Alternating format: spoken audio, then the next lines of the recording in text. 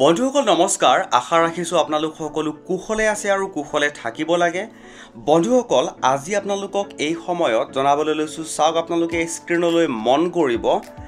কৰ্মচাৰীসকলৰ 8 পে ৰিভাইজৰ সৈতে জড়িত এটা গুৰুত্বপূৰ্ণ খবৰ শেহতীয়াকৈ প্ৰকাশ পাইছে আৰু এই গুৰুত্বপূৰ্ণ ইনফৰমেশ্যনটো মই পোৱাৰ লগে লগে আপোনালোকৰ সৈতে শ্বেয়াৰ কৰিছো আৰু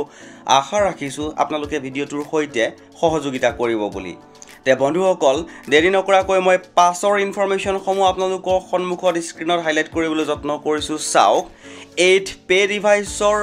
12 মাহৰ বকেয়াৰ নতুন খবৰ প্ৰকাশ পাইছে এটা গুৰুত্বপূৰ্ণ ইনফৰমেশ্যন বুলি ক'ব পাৰি এই মুহূৰ্তত কৰ্মচাৰীসকলৰ বাবে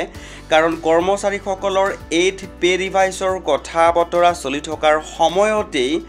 12 মাহৰ নতুন বকেয়াৰ এটা গুৰুত্বপূৰ্ণ ইনফৰমেশ্যন শেহতীয়াকৈ প্ৰকাশ পাইছে বন্ধুসকল এই গুৰুত্বপূৰ্ণ ইনফৰমেশ্যনটো শেহতীয়াকৈ দেশৰ এখন আগশাৰীৰ নিউজ পেপাৰ ফাইনেন্সিয়েল এক্সপ্ৰেছে গুৰুত্ব সহকাৰে এই বাতৰিটো সম্প্ৰচাৰ কৰিছে আৰু তাৰে আপোনালোকক ইনফৰমেশ্যনসমূহ আজিৰ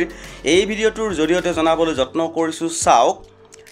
অষ্টম বেতন আয়োগৰ যেটো গুৰুত্বপূৰ্ণ ইনফৰমেশ্যন তেওঁলোকে এনেকৈ প্ৰকাশ কৰিছিলে কেন্দ্ৰীয় চৰকাৰৰ কৰ্মচাৰী আৰু পেনশন প্ৰাপ্তসকলে 2026 চনৰ জানুৱাৰীৰ পৰা দৰমহা আৰু পেনশনৰ বৃদ্ধি আশা কৰি থাকিলেও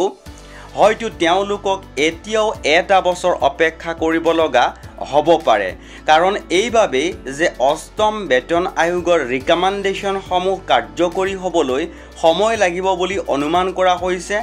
আয়োগটোৰ কাৰ্যকাল আনুষ্ঠানিকভাৱে 2026 চনৰ জানুৱাৰী মাহৰ পৰা আৰম্ভ হ'ব কিন্তু সংশোধিত দৰমহা আৰু পেনশন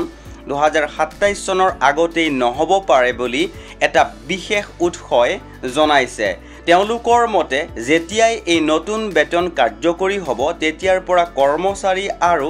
পেনশনধাৰীসকলে 12 মাহৰ বকেয়া পৰিশোধ হিচাপে লাভ কৰিব এটা গুৰুত্বপূৰ্ণ ইনফৰমেশ্যন কৰ্মচাৰীসকলৰ 8 পে ৰিভাইজৰ সৈতে জড়িত শেহতীয়াকৈ প্ৰকাশ পালে আৰু পোৱাৰ লগে লগে আপোনালোকৰ সৈতে শ্বেয়াৰ কৰিলো যদি ইনফৰমেশ্যনটো ভাল লাগিছে আগলৈকো যদি আপোনালোকে এনেকুৱা কিছুমান গুৰুত্বপূৰ্ণ ইনফৰমেশ্যন পাই থকাটো বিচাৰে